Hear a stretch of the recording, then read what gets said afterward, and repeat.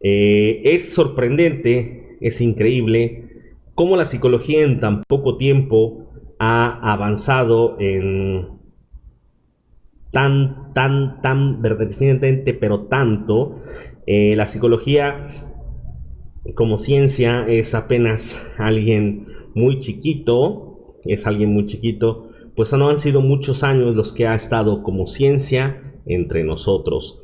Efectivamente, ya desde la antigüedad, la psicología ha ocupado un lugar preponderante en nuestras áreas de estudio, pero no fue hasta más adelante, hasta 1879, que se le consideró como una ciencia. Eso es lo que vamos a abordar también. Me gustaría mucho que mientras me van escuchando y mientras voy haciendo mi exposición de motivos, me gustaría mucho que fueran haciendo sus preguntas, sus dudas, sus comentarios, sobre todo aquellos que no son psicólogos, porque sé que en este grupo hay varios que no son psicólogos. Me gustaría que hicieran sus preguntas y sus dudas, y los que sí son psicólogos, me encantaría que por favor hicieran todos esos comentarios míticos que se tienen de la psicología. Como psicólogos hemos escuchado a través de los tiempos muchos comentarios que abordan en la fantasía y en la mítica de la psicología. El primero de ellos es que los psicólogos leemos la mente. No sé si les han dicho alguna vez que los psicólogos tenemos la capacidad de leer la mente. Los psicólogos adivinamos el pensamiento. Los psicólogos trabajamos con gente loca. Eso es algo que a mí me encanta que me lo digan. Como psicólogo, ¿tú trabajas con gente loca? Claro que no. Como psicólogo, trabajo con personas y doy soluciones, lo cual me encanta. Y también me gustaría muchísimo que aquellas personas que no son psicólogos, pues nos hicieran todas esas preguntas que tienen con respecto a la psicología. Así que voy a empezar mi exposición de motivos.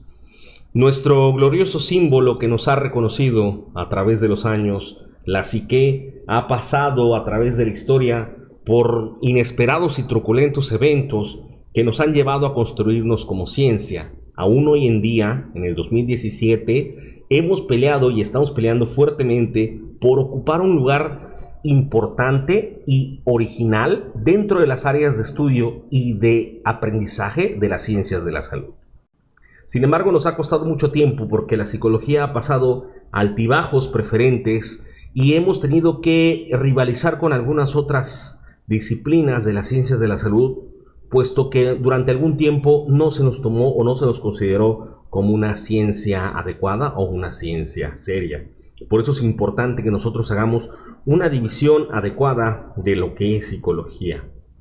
La psique como representación de todo aquello que nosotros estudiamos, abordamos y planteamos a través de los tiempos. La psicología entonces ha tenido, y voy a citar a Kohn, que es un filósofo, en 1998 ha dicho que la psicología tiene un pasado largo, pero una historia realmente corta. La psicología como término ha estado durante muchísimo tiempo entre nosotros, pero como ciencia, si pudiéramos hacer ahora mismo un cálculo real, les puedo decir que la psicología en este momento solamente tiene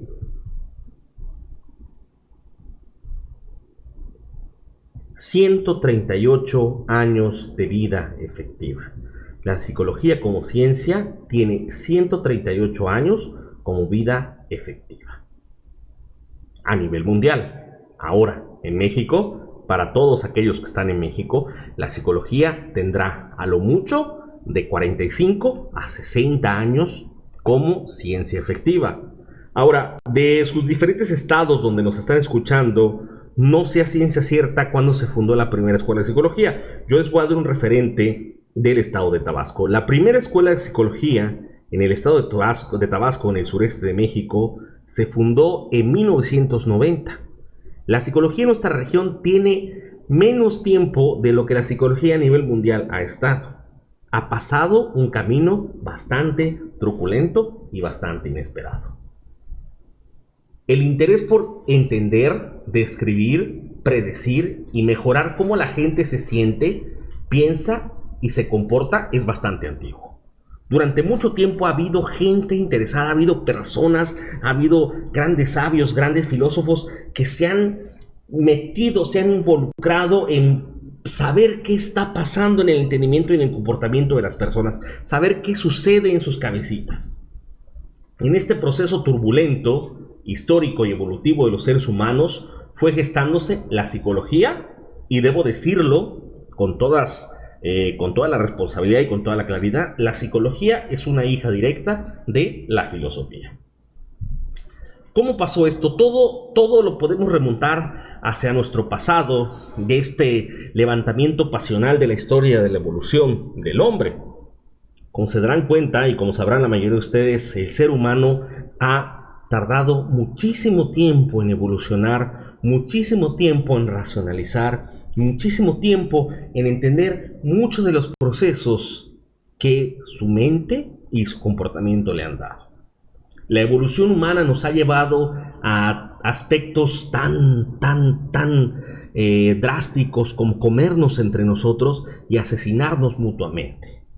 La evolución humana nos ha llevado a un punto de entender por qué nos hemos extinguido a nosotros mismos y por qué hemos extinto a otras especies. Así pues, la evolución humana nos ha otorgado el punto adecuado para llegar a ese hito dentro de la historia de la humanidad, que nos hemos puesto a pensar quiénes somos nosotros, hacia dónde vamos y exactamente cuál es nuestra función en la faz de la Tierra.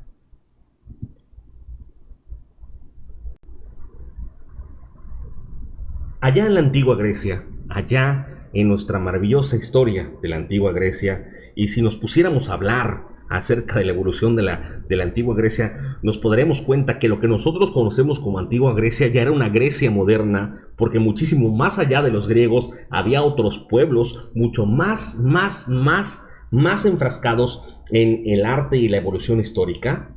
Pues allá en la antigua Grecia, exactamente entre el 348 a.C. y el 322 a.C., el primero en levantar la mano fue Aristóteles. Aristóteles, que fue el discípulo de Platón, definió la memoria y los pensamientos como conectados por relaciones de proximidad y semejanza.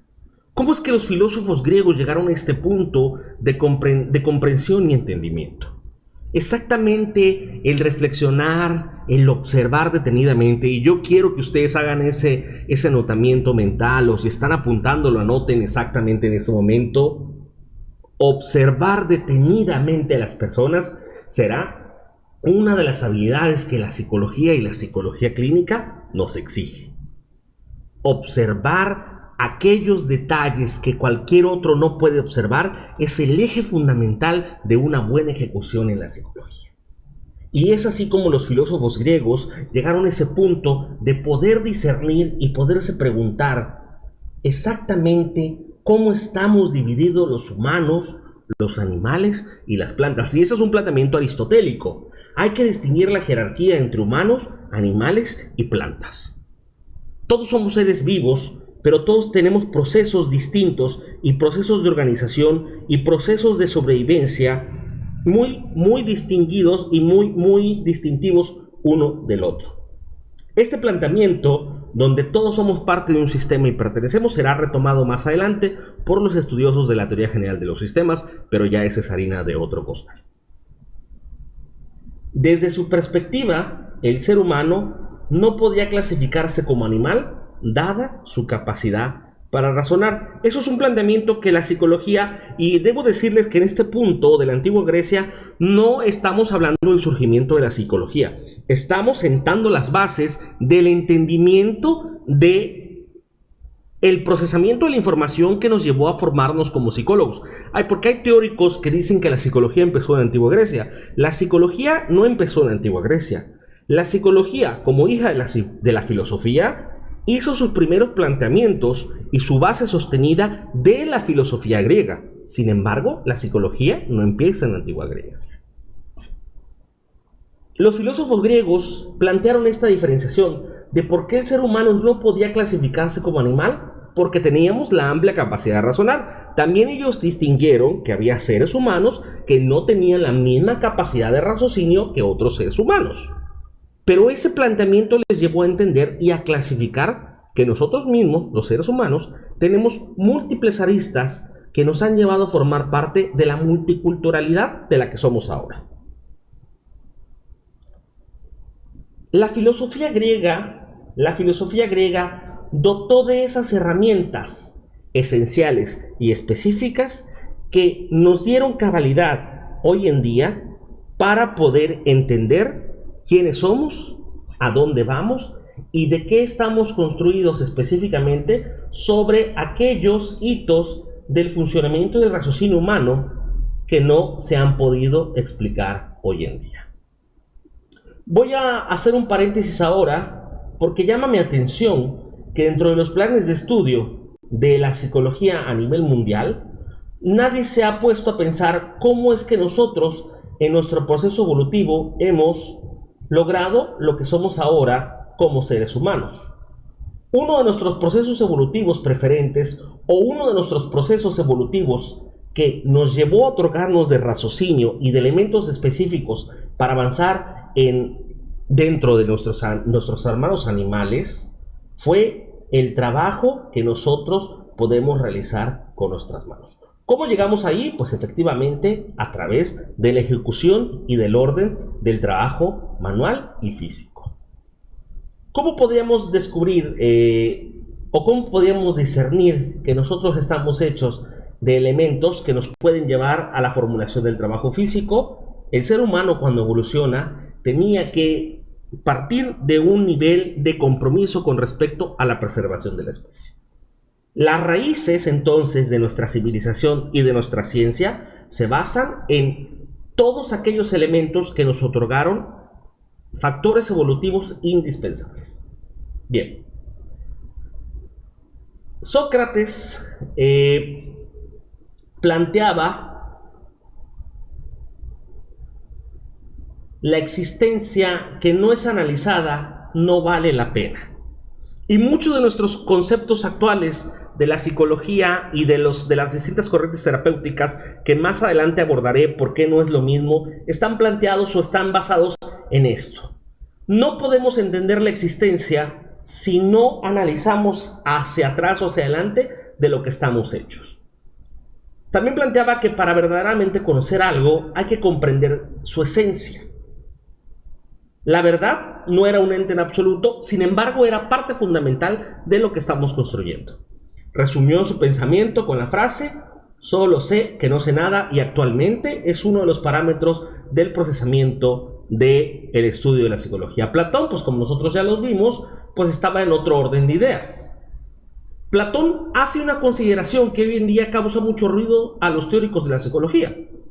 Él nos dice que el alma contenía tres tipos de componentes, que eran el inmortal, el irascible, el apetitivo, y estableció ejemplificaciones prácticas. Él hace las primeras clasificaciones con respecto a lo que podríamos hoy llamar personalidad. Sin embargo, no era dentro de nada o de lo que conocemos ahora como algo relacionado directamente con la psicología moderna. Asimismo, durante el paso de los años, nos podemos encontrar a San Agustín, que de 1354 al 430 después de Cristo hace un segundo planteamiento muy importante. San Agustín nos ha dicho que la lucha eclesiástica tenía que adoptar las corrientes filosóficas acordes al cristianismo, y ahí surge el primer giro dramático de la historia del procesamiento del pensamiento humano. San Agustín pensaba que el ser humano era dual, con un cuerpo normal y un alma espiritual. Él ya nos ponía en un plano más terrenal. Los filósofos griegos nos ponían en un plano arriba de los animales, y San Agustín nos ponía en un plano un poco más parejo con los animales. Todas las personas, decía San Agustín, poseen un sentido interno, evaluando la experiencia para conocer la verdad, el error y las obligaciones personales y morales. Si se dan cuenta, pasamos del raciocinio a la reflexión de nuestras acciones y de nuestros valores. San Agustín estableció la validez de la experiencia subjetiva interna y se podía confiar en el sentido interno, mas no en la experiencia anterior. Quiero dejar en claro, y quiero hacer un parámetro aquí, que después de los filósofos griegos, el último fue Aristóteles, del 322 a.C., pasando por el truculento elemento del Imperio Romano, de la historia del cristianismo. No fue hasta 354 después de Cristo que San Agustín hace un siguiente planteamiento. Pasaron muchísimos años en que otro gran personaje, gran teórico, un ser humano excepcional, hiciera un nuevo planteamiento con respecto a qué es el ser humano. Santo Tomás de Aquino, de 1225 a 1274 después de Cristo, logró la reconciliación entre la fe y la razón, porque hubo una época de conflicto entre la fe y la razón, argumentando que no eran incompatibles. Santo Tomás de Aquino puso el primer planteamiento para que aquello que dominaba el mundo como pensamiento latente, que era la religión y el raciocinio, no estuvieran peleados. Para Santo Tomás de Aquino se podía conocer a Dios por la Biblia y por el análisis de la experiencia interior, o por la lógica, la razón, el estudio de la naturaleza, planteando a Dios como un elemento viviente entre nosotros. Santo Tomás de Aquino ha puesto entonces esta base de autorreflexión, o lo que se podría llamar como autoanálisis. Los sentidos, decía Santo Tomás de Aquino, podían proporcionar información tan solo sobre particulares y no sobre universales, y que la razón debe abstraerse de la información sensorial. Si se dan cuenta, Santo Tomás de Aquino había hecho un planteamiento fijo con respecto hacia al autoanálisis y hacia la autorreflexión constante del ser humano. Al término de la terrible Edad Media, surgieron una serie de ideas humanistas y deseos de conocimiento que, junto a las grandes exploraciones marítimas hechas por Magallanes Colón, forjaron una nueva era de expresión ideológica denominado Renacimiento. Es en la Edad Media donde tiene un bache muy interesante, donde tiene un bache muy amplio, porque deja de haber estos teóricos interesados por el ser humano, y no fue hasta el Renacimiento que se volvió a plantar una nueva postura filosófica que llevó al estudio de la psicología. Y voy a mencionar ahora unos personajes que a lo mejor ustedes piensan que no forman parte del estudio de la psicología, pero deben formar parte porque formaron un hito en la evolución del conocimiento y del raciocinio humano. Nicolás Copérnico, que llegó a la conclusión de que era incorrecta la teoría geocéntrica, puesto que el Sol y no la Tierra, el que se encontraba en el centro del universo. Nicolás Copérnico rompe con la idea fija de lo que teníamos durante muchísimo tiempo y revolucionó el pensamiento humano. Recuerden que la psicología trabaja con el pensamiento humano evolutivo.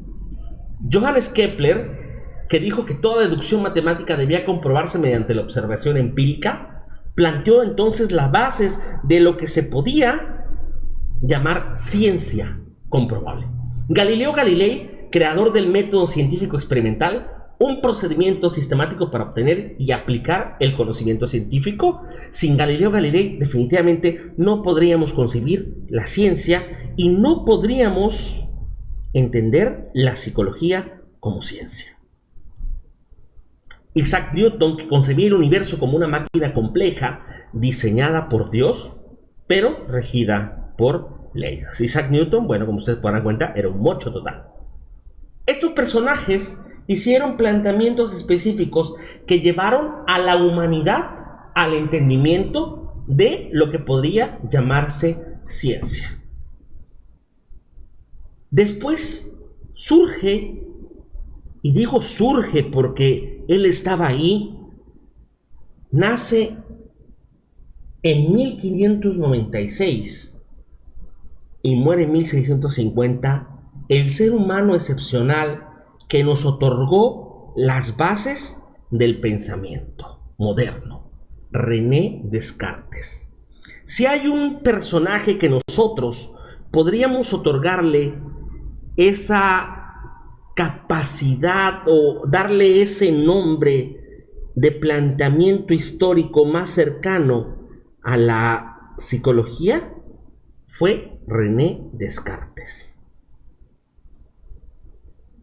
René Descartes es considerado como el padre de la filosofía moderna.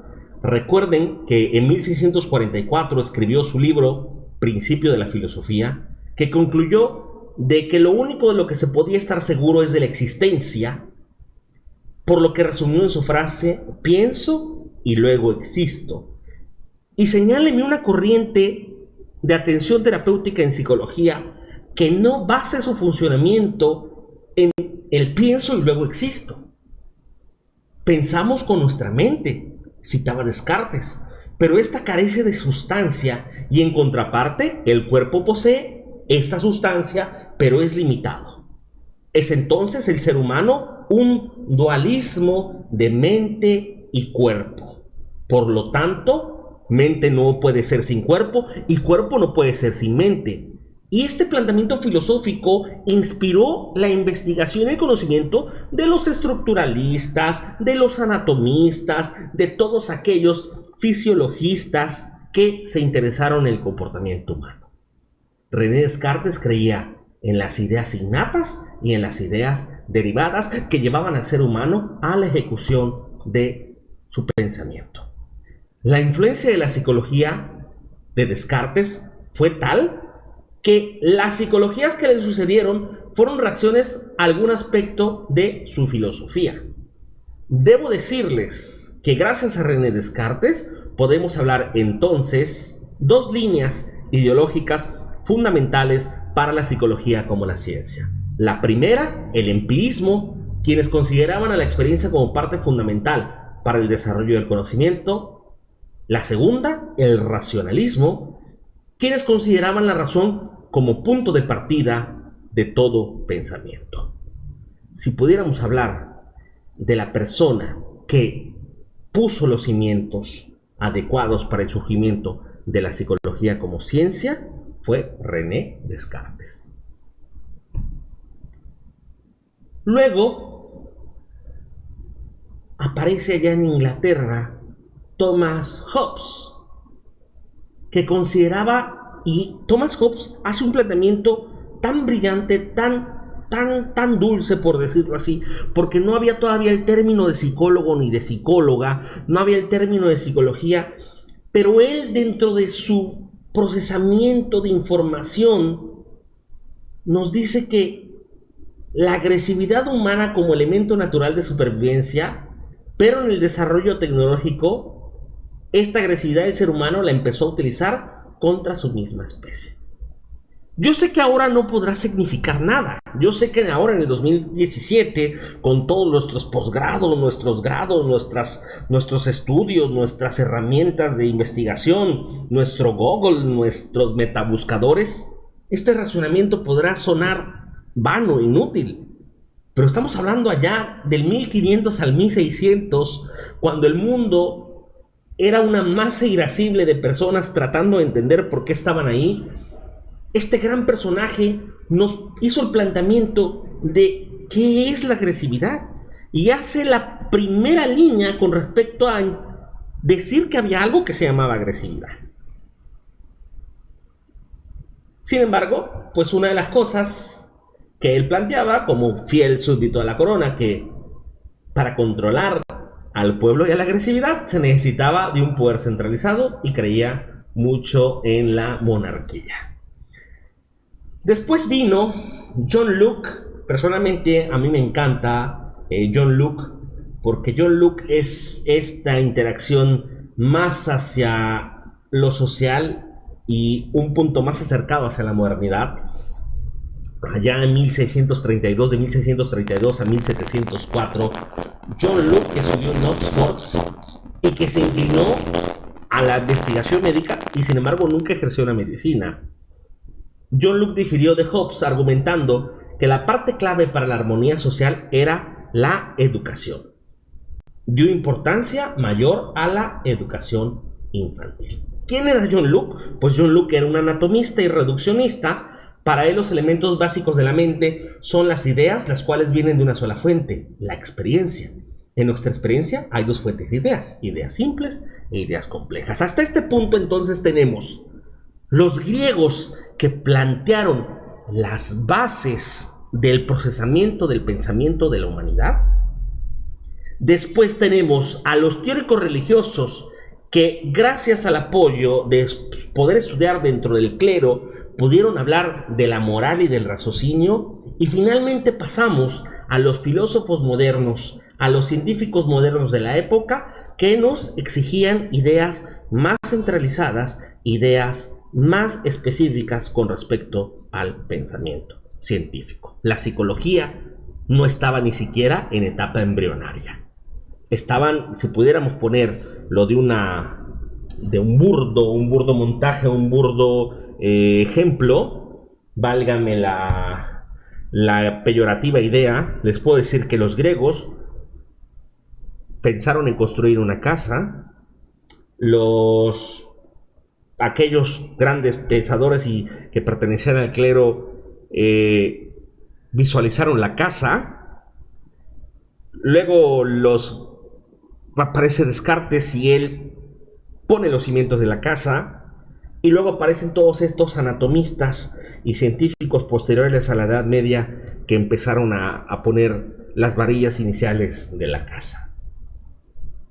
Hasta este entonces la psicología no era un embrión, no era nada, no existía el planteamiento del estudio humano.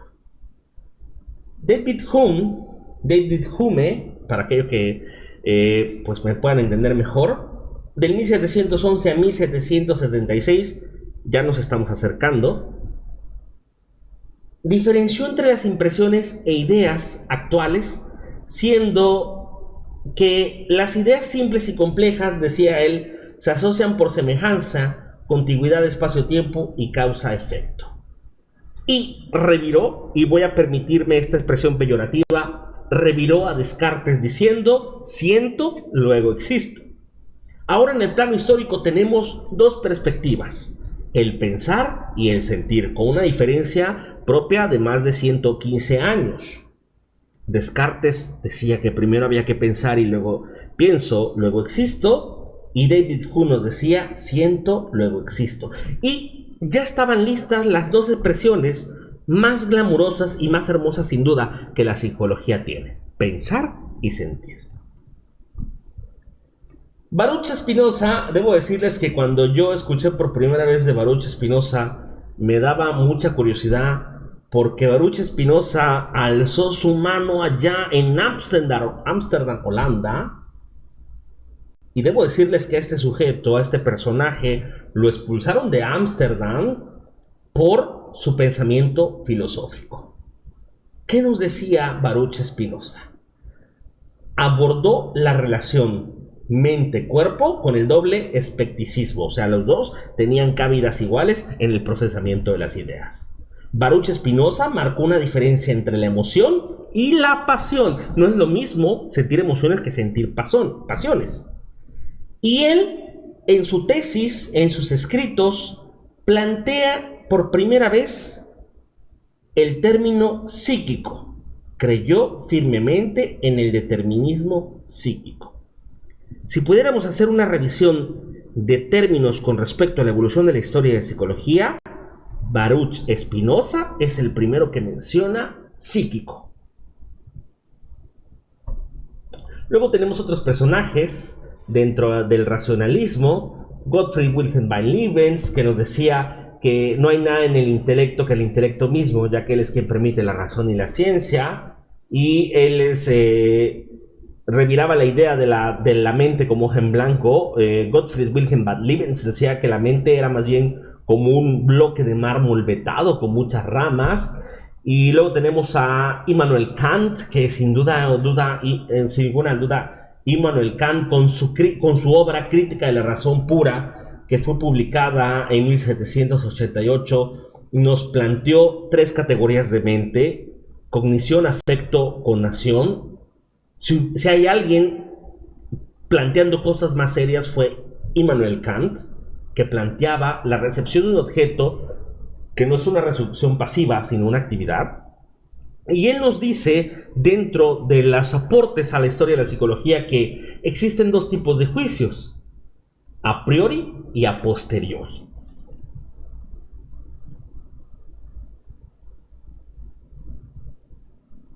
¿Dónde hubo ese brinco? ¿Dónde hubo ese brinco tan importante y tan determinante? Aunque en la antigüedad hubo personas que relacionaron el cerebro con las funciones mentales, durante mucho tiempo se mantuvo la controversia de la existencia específica de estas funciones. No fue sino hasta el Renacimiento, con la escuela de los grandes anatomistas italianos, cuando se empezó a hablar de un órgano específico, el cerebro, y de su conjunto, el sistema nervioso. Y entonces pasamos de todos los planteamientos emocionales, filosóficos, de todos los planteamientos emotivos y de estudio más teóricos, pasamos a las bases fundamentales del procesamiento del cerebro, que fue en el Renacimiento.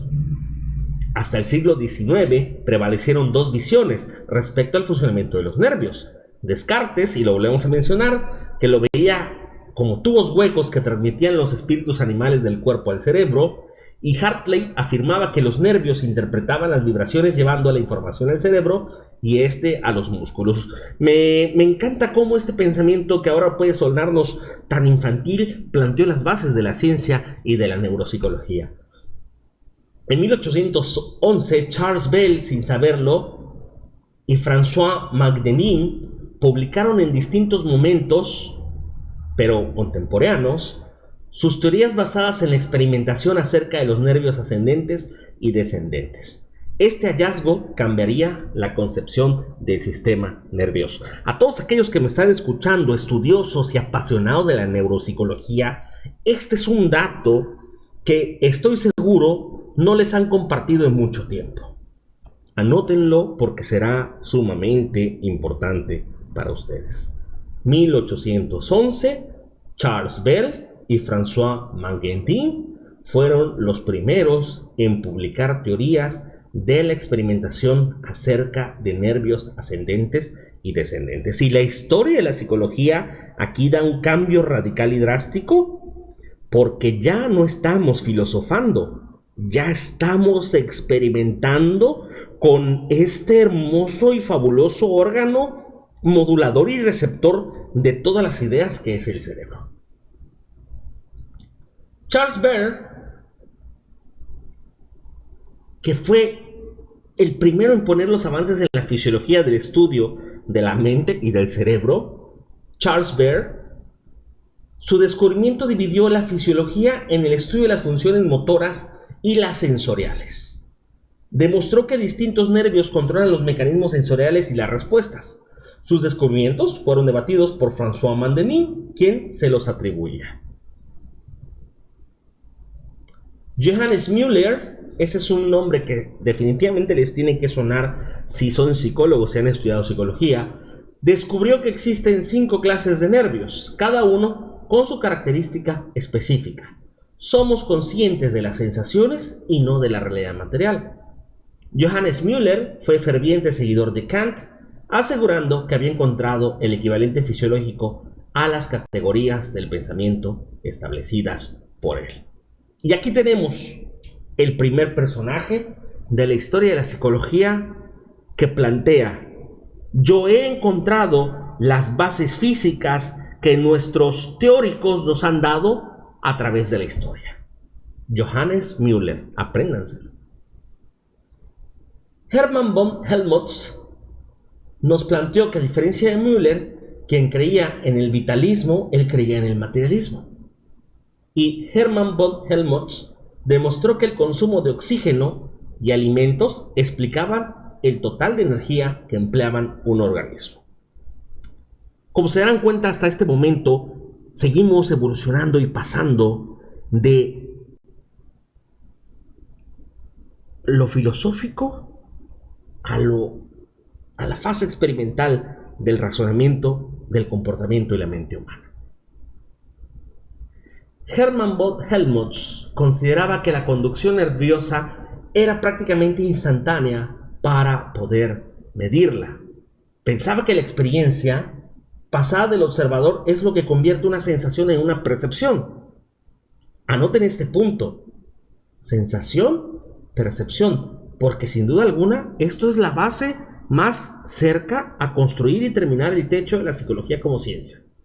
Afirmó que existen 3 tipos de receptores del color: azul, verde, rojo, separados, cada uno con una presencia o propia energía física. Especuló que las diferentes fibras a lo largo de las membranas basilares son sensibles a las diferentes ondas sonoras. Yo quiero que se imaginen a estas personas, a estos sujetos, en sus laboratorios, desentrañando masas encefálicas, cuerpos, para poder llegar a estas conclusiones.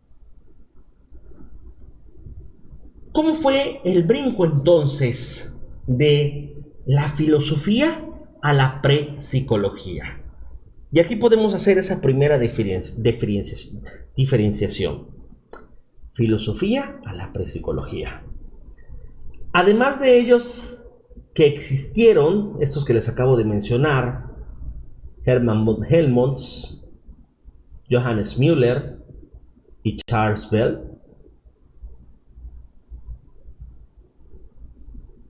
existieron otros cuantos investigadores que apoyaron con sus descubrimientos a la psicología, neurología y entendimiento en sí del cerebro. Y les voy a mencionar unos hermosos nombres que yo sé que ustedes reconocen. Pierre Paul Broca, que descubrió la relación existente entre la parte inferior del lóbulo izquierdo y la habilidad para articular palabras. Pierre Paul Broca. Quien no haya escuchado en algún momento de su vida de estudio el área de Broca, no ha estudiado psicología. Carl Bernickel, que relacionó la lesión de la parte superior del lóbulo temporal izquierdo con un habla rápida, pero que transmitía poco sentido. Después de esto, otro gran teórico de la neuropsicología y del estudio de la neurología lo comprobará, ya lo diremos más adelante. Y Edward Hitzing, que localizó regiones cerebrales controladoras de diversos músculos. He aquí entonces la base de la prepsicología. Otros tantos investigadores intentaron otro tipo de comprensión del cerebro, como Joseph Gall y Johann Spurgeon, quienes afirman que el cerebro era un órgano de la mente y que las diferentes facultades mentales y morales se localizan en ciertas regiones corticales, creando así uno de los grandes terribles accidentes del estudio de la conducta humana, que se llamó frenología. Sin embargo, a pesar de las buenas intenciones de Gall a su muerte, Spurgeon creó todo un negocio de ello hasta que fue descartada, gracias a Dios.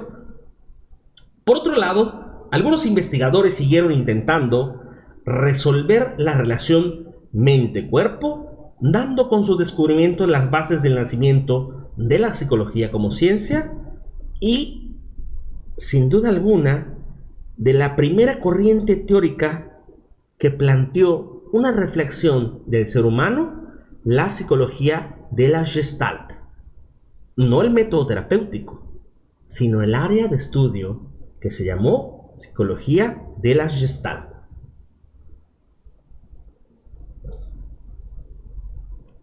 ¿Quiénes son entonces estos nombres específicos y más centrados de la prepsicología? Y lo vamos a plantear desde este punto.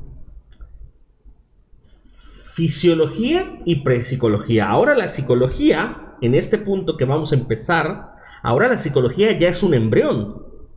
Ella no ha sabido que viene en camino, la psicología no sabe qué van a hacer, pero es un hermoso embrión que viene peleando fuerte entre las distintas ciencias para poder entender el funcionamiento humano.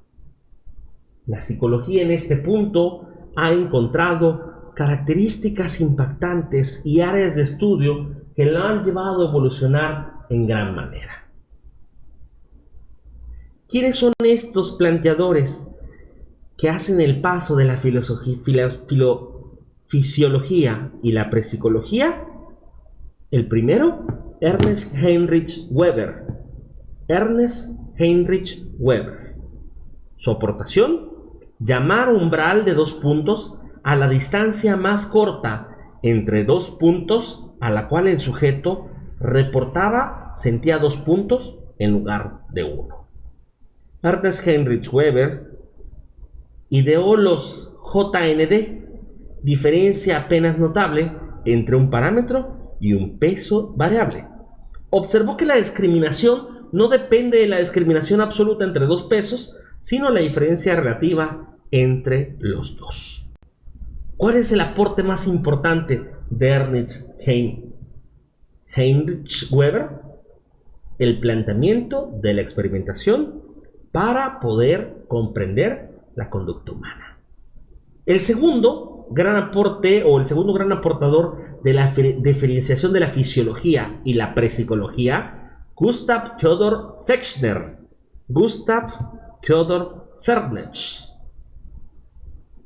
Este era un alemán sajón que no tenía nada que ver con la psicología ni la filosofía, sino que fue físico y dejó la ciencia física para poder estudiar filosofía, y escribió más de 80 libros y más de 180 artículos de sus observaciones y de su razonamiento propio dentro de la física aportada hacia el comportamiento y la mente humana. Gustav Theodor Fechner creó la psicofísica. Este es el primer prepsicólogo más maravilloso que puede haber. ¿Por qué? Porque crea algo que al día de hoy causa mucho debate en los grandes círculos de estudio, que es la psicofísica. Especuló que para que las sensaciones mentales cambiaran en términos aritméticos, los estímulos físicos tendrían que cambiar geométricamente. Estableció el umbral absoluto, que es la intensidad más baja que se detectó en un estímulo. Empleó varios métodos para explorar la relación mente-cuerpo. Creó el método de los límites, el método de los estímulos constantes, el método de ajuste, y aunque no resolvió el planteamiento universal mente-cuerpo, demostró que era posible medir los hechos mentales. El primer prepsicólogo que planteó el término medición. ¿Y cómo llegamos a este punto de la medición de la psicología? Bueno, pues por la medición de la inteligencia. Medir la inteligencia es uno de los ejes y parámetros fundamentales de la psicología y de la neuropsicología moderna. ¿Quiénes fueron los precursores para medir la inteligencia? Paul Broca, Sir Francis Galton, que fueron los primeros científicos que pensaron en medir la inteligencia. Creían que podrían determinar la inteligencia midiendo el tamaño del cráneo de los humanos, y su premisa era: cuanto mayor fuera el cráneo, más lista sería la persona. Luego, aproximadamente al mismo tiempo, Wilhelm Wundt, y acuérdense de ese nombre porque vamos a hablar más adelante de él, Wilhelm Wundt, empleó la introspección para hablar de la capacidad humana. Y es entonces que tenemos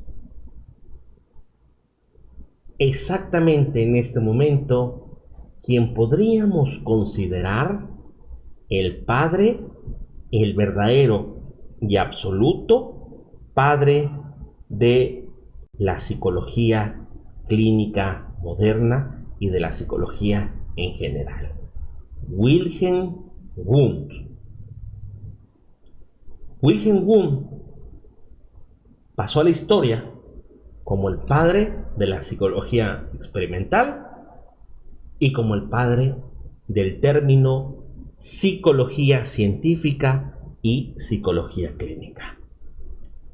Wilhelm Wundt, allá en 1879, en Leipzig, Alemania, fundó el primer laboratorio de psicología experimental, planteado con ese nombre, psicología experimental, para poderse centrar en el estudio del ser humano y de los conceptos que lo incluían. No hay nada hacia atrás de Wilhelm Wundt que acuñe el término psicología, y sí mucho delante de él. Antes de Wundt existían muchas personas en las distintas universidades europeas que se autodenominaban a sí mismos psicólogos, pero no porque esa fuera su área de estudio, sino como un calificativo propio de aquel que estudiaba los procesos comportamentales y de la mente humana. Pero fue Wilhelm Wundt en 1879 que hace por primera vez el apunte del nombre psicología experimental y psicología clínica. Y él en su tesis plantea la psicología con elementos para hacer ciencia. Y la psicología como ciencia debe de tener tres divisiones: ciencia inductiva experimental, el lenguaje, los mitos y la estética, la religión y la cultura, y la metafísica científica. ¿Cómo es que pasó esto tan pronto? ¿Cómo de pronto un sujeto que estaba allí en un laboratorio metido en una ciudad tan hermosa, como pueden ver en la imagen, como Leipzig, Alemania, había planteado por primera vez esto? Primer laboratorio de psicología experimental, primera revista de psicología a nivel mundial y primer tratado que se llamó Principios de Psicología Fisiológica. Él es quien lleva todas las medallas con respecto a la evolución de la psicología como ciencia. Según el método de la fisiología, es el método científico, y Wilhelm Wundt, al plantear primer laboratorio y primer tratado, es entonces el padre de la psicología científica y el precursor de la psicología moderna. Es aquí donde entonces podemos tasar el inicio de nuestra ciencia, la psicología. Wilhelm Wundt, 1879, Leipzig, Alemania. ¿Y en qué se basaba el estructuralismo de Wilhelm Wundt? El objetivo de la psicología es la estructura básica de la mente humana y descomponerla en sus componentes elementales, tales como el químico, que da la mente, y plantear al hombre como un ser pasivo, como sensaciones. El método de la psicología para Wundt es la introspección, la autoobservación.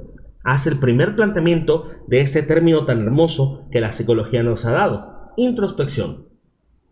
¿Cómo llegó a este punto de introspección? Pues con riguroso control experimental, con sujetos entrenados, sus propios discípulos, y la única realidad cierta es la experiencia inmediata, los hechos de conciencia patentes para el sujeto. Wundt plantea todo lo que hay después del proceso de la psicología. Pero esta evolución tan maravillosa ya de la psicología como ciencia no se detiene únicamente en Wilhelm Wundt. Wilhelm Wundt, al ser el padre de la psicología, enfrentó otros teóricos y otras corrientes que daban a plantear muchísimas ideas con respecto al funcionamiento de la mente y el cuerpo humano. Perdón por esta pausa tan dramática, pero me estoy permitiendo en este momento tomarme un pequeño sorbo de agua. Enseguida estoy con ustedes. Me ayudaría mucho si pudieras escribir sus comentarios con respecto a lo que estáis escuchando ahora mismo.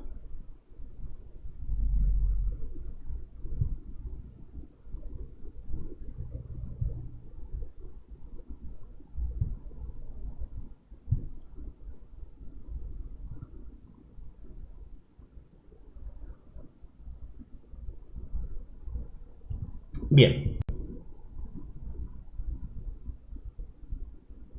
Continuemos.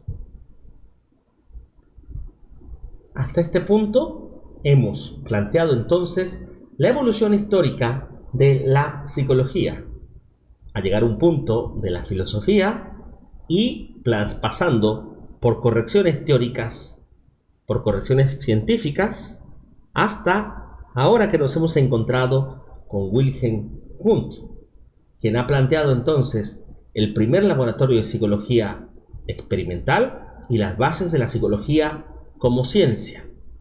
Wilhelm Wundt es entonces aquel que ha acuñado el término de psicología experimental.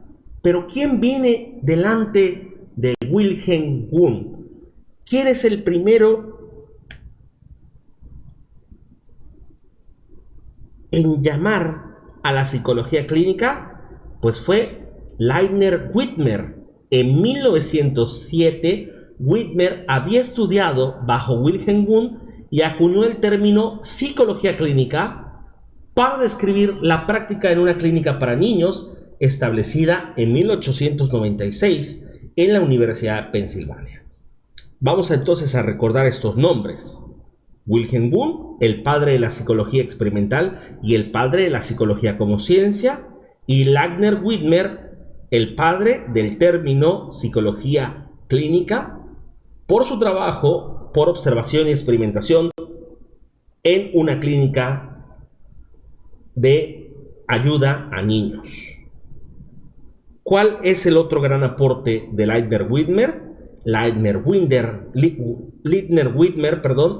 Widmer en América fundó la primera revista de psicología clínica, Psychological Clinic, que al día de hoy sigue vigente en Estados Unidos.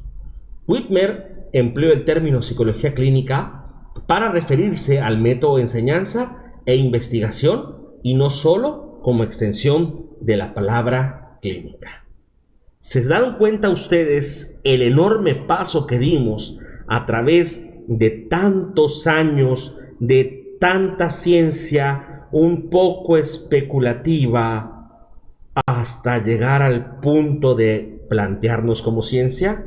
Ha sido una evolución drástica, dramática, pero que ahora, en 1907, donde estamos en este punto histórico, hay una persona que ya nos ha llamado psicólogos clínicos y fue Leibniz Widmer. La primera clínica de psicología, y esto es un dato importante para considerar, la primera clínica de atención psicológica fue hecha para ayudar a niños con problemas de aprendizaje. Ni siquiera hay un planteamiento con respecto al funcionamiento. Estamos en 1907 y algunos de ustedes pensarán, ¿qué pasó con Freud? ¿Dónde está Sigmund Freud? Sigmund Freud no es el padre de la psicología. Sigmund Freud es el padre de la psicoterapia, de la intervención terapéutica en psicología o dentro del área de psicología. Es completamente diferente y son dos ramas distintas: psicología y corrientes terapéuticas o de atención psicoterapéutica. Y en este punto, 1907, estamos llegando a esta fase intermedia donde hay el estudio del funcionamiento clínico y de la investigación, y está rebosante la idea tan brillante y tan maravillosa de Sigmund Freud. Más adelante nos vamos a tomar un tiempo para considerar y hablar de Sigmund Freud como padre revolucionador del funcionamiento e intervención terapéutica, que esa fue su función, no como padre de la psicología. Vale, vamos a avanzar ahora.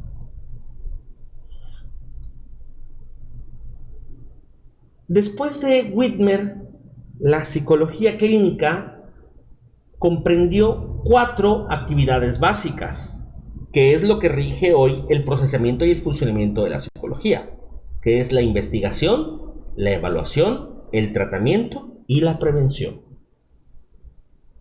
Widmer y los otros fundadores de la psicología clínica fueron investigadores interesados en la aplicación de sus hallazgos en beneficio de otros.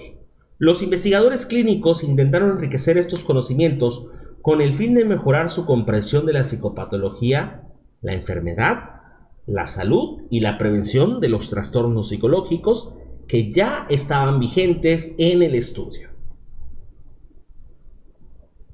Después de Whitmer, después de evidentemente Wilhelm Wundt y Whitmer y de Sigmund Freud, hay un punto determinante en la historia, un punto lamentable y determinante en la historia, que de no haber sucedido no tendríamos la evolución tan maravillosa que la psicología y las corrientes terapéuticas tienen el día de hoy. Y es la Segunda Guerra Mundial.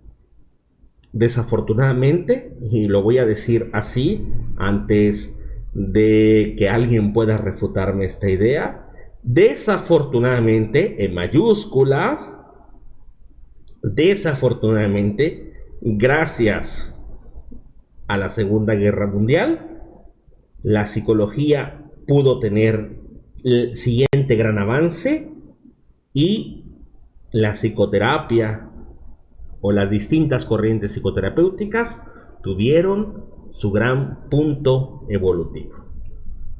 ¿Qué pasa exactamente en la Segunda Guerra Mundial? Y aquí vamos a hacer nuestro aporte histórico con respecto a la Segunda Guerra Mundial.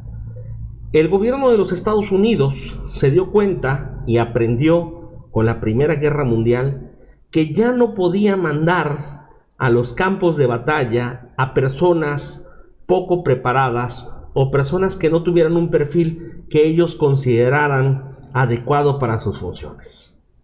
También se dieron cuenta, y eso lo aprendieron de la Primera Guerra Mundial, que sus puestos de alto mando y sus puestos estratégicos dentro del ejército norteamericano tenían que ser ocupados por personas con perfiles específicos. Se dieron cuenta de esto y, pues siendo Estados Unidos, como lo ha sido después de la Primera Guerra Mundial, que entró en un proceso muy revolucionario en investigación y aportes a las ciencias de la salud, otorga un amplio presupuesto, inyecta mucho dinero para investigaciones que le otorgaran frutos tangentes, tangibles, que ellos pudieran gozar de estos beneficios y aportar a la ciencia del comportamiento. Ellos pensaron en estos planteamientos por allá de 1935, 5 años del inicio de la parte más fuerte de la Segunda Guerra Mundial. Ellos ya veían venir el conflicto bélico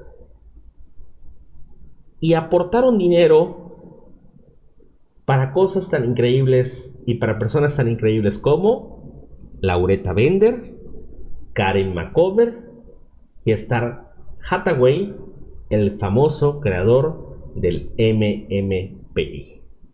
Sin la Segunda Guerra Mundial, en este momento, no tendríamos test de la figura humana de Karen McCover, no tendríamos test gestáltico visomotor de Lauretta Bender y no tendríamos el manual multifásico de la personalidad, el MMPI, en nuestras manos. Gracias, y debo decirlo, lamentablemente, gracias a la Segunda Guerra Mundial, la psicología obtiene sus herramientas más valiosas, que es la psicometría.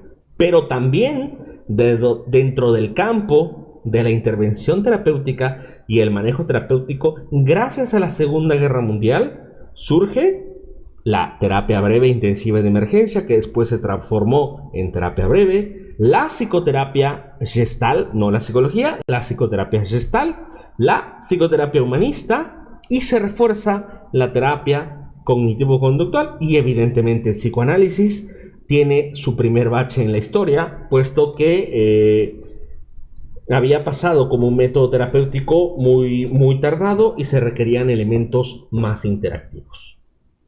Es la Segunda Guerra Mundial. Yo creo que más adelante podemos profundizar en el tema de la psicometría, que es la historia de la psicometría y de la evaluación de las personas. Es simple y sencillamente fascinante. Podríamos tomarnos muchísimas horas para hablar de la historia de la psicometría, puesto que los conflictos bélicos, desafortunadamente quiero volver a remarcarlo antes de que alguien vaya a decirme que me encantan los conflictos bélicos han dado las herramientas para el funcionamiento de la psicometría, y sin la Segunda Guerra Mundial no tendríamos la columna vertebral de la psicología clínica, y también de la psicoterapia. Bueno, sigamos ahí entonces, que yo veo que están conectados, pero bien, les repito que espero sus comentarios, porque después al final, cuando dejemos la actividad de refuerzo, pues vamos a tener elementos importantes.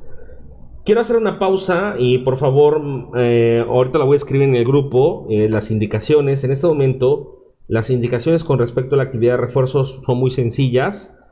Se trata de hacer en una hoja una lista con 10 comentarios.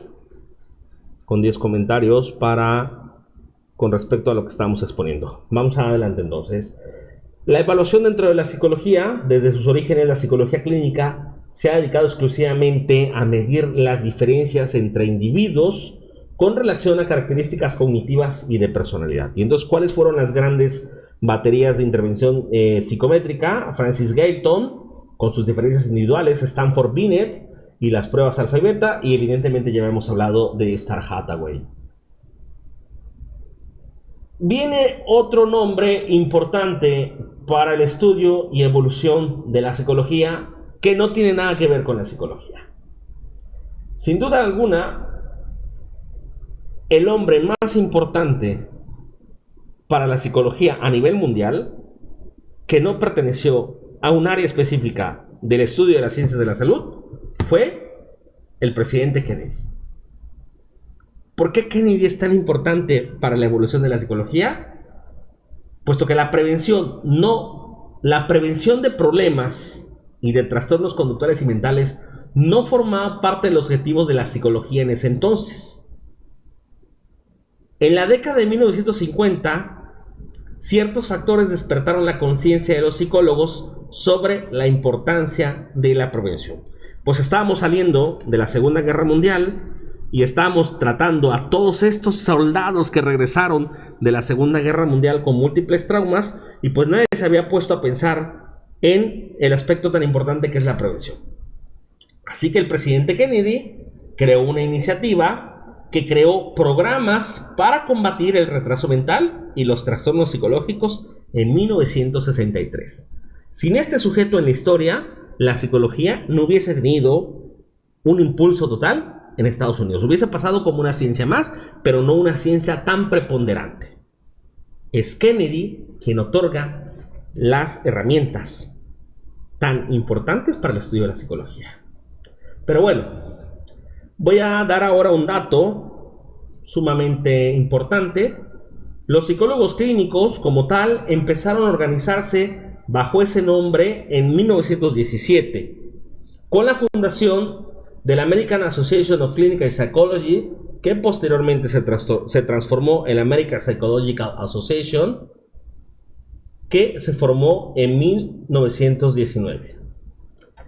Dato importante, 1919, fecha de la fundación de la American Psychological Association. Pero mientras esto estaba pasando en Estados Unidos, en Europa, levanta la mano Daniel Legage.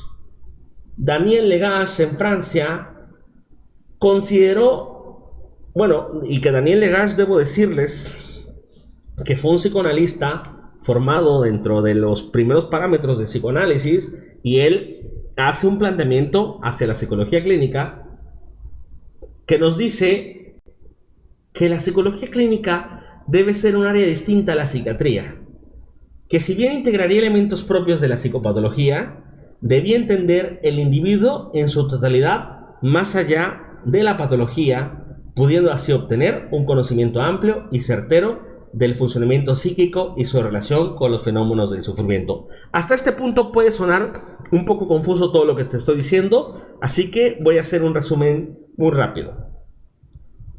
Padre de la psicología experimental, Wilhelm Wundt, 1879. El padre del término psicología clínica, Ligner-Widmer, alumno de Wilhelm Wundt. Daniel Legage es quien hace la separación de la psicología clínica con la psiquiatría que ya existía. Sigmund Freud fue el padre no de la psicología, sino del procesamiento y funcionamiento terapéutico, y formó muchos terapeutas, muchos médicos que se formaron como terapeutas. Daniel Legage era uno de estos psicoanalistas que se formaron como terapeutas, pero que luego se transfirió hacia la psicología clínica, y él plantea que la psicología clínica debe estar separada de la psiquiatría, que si bien la psicología clínica abarca psicopatología, estamos más allá de la psiquiatría, porque nosotros tenemos un conocimiento amplio y certero del funcionamiento psíquico y su relación con los fenómenos del sufrimiento. Hasta este punto tenemos una revisión y unos aportes históricos para entender por qué la psicología es una ciencia tan completa. ¿Qué viene después de Wilhelm Wundt? Bueno, en Europa, psicoanálisis, Gestalt, y en Estados Unidos el funcionalismo, el conductismo, el cognitivismo y la psicoterapia humanista. Ahora vamos a hablar entonces de las corrientes psicoterapéuticas. El primero en plantear una corriente psicoterapéutica fue Sigmund Freud. Su teoría desarrollada en el campo de la práctica médica no es una psicología o una psicología clínica de investigación, sino terapéutico. Sigmund Freud plantea 3 niveles de conciencia: consciente, preconsciente e inconsciente. Sigmund Freud, como psiquiatra, era un excelente psiquiatra clínico que se tomó el tiempo para observar detenidamente todo el funcionamiento de sus pacientes y llegó a sus hermosas conclusiones que hoy en día conocemos. La psicología de la Gestalt, no de la psicoterapia de la Gestalt, planteó todo aquello como la Gestalt un todo organizado, y después surgió como el funcionamiento psicoterapéutico de la mano de Fritz Perls, el segundo gran padre de una corriente psicoterapéutica. Fue Fritz Perls. El primero fue Sigmund Freud y el segundo fue Fritz Perls. En Estados Unidos, los funcionalistas, los conductistas y los cognitivistas levantaron la mano casi todos al mismo tiempo para plantear lo que hoy conocemos como terapia cognitivo-conductual, terapia cognitiva y terapia racional emotiva. De aquí los nombres más claves son Skinner, Watson y, sin duda alguna, de nuestras áreas específicas como Chomsky, Shannon y Piaget. Ahora mismo estamos en un punto donde la psicología encuentra su tercera gran corriente psicoterapéutica, que se llamó humanismo. ¿Quiénes son los planteadores del humanismo? Carl Rogers y Abraham Maslow. Hasta este momento entonces tenemos las 3 grandes corrientes de la psicoterapia. Freud con el psicoanálisis, Fritz Perls con la terapia Gestalt y Rogers y Maslow con la terapia humanista. La psicología de 1970-1950, que fue el último surgimiento de una corriente terapéutica importante, hacia atrás ha sufrido una modificación increíble y apabullante en tan solo 1970 años o más. Pues hasta aquí, mis queridos amigos que han seguido esta transmisión.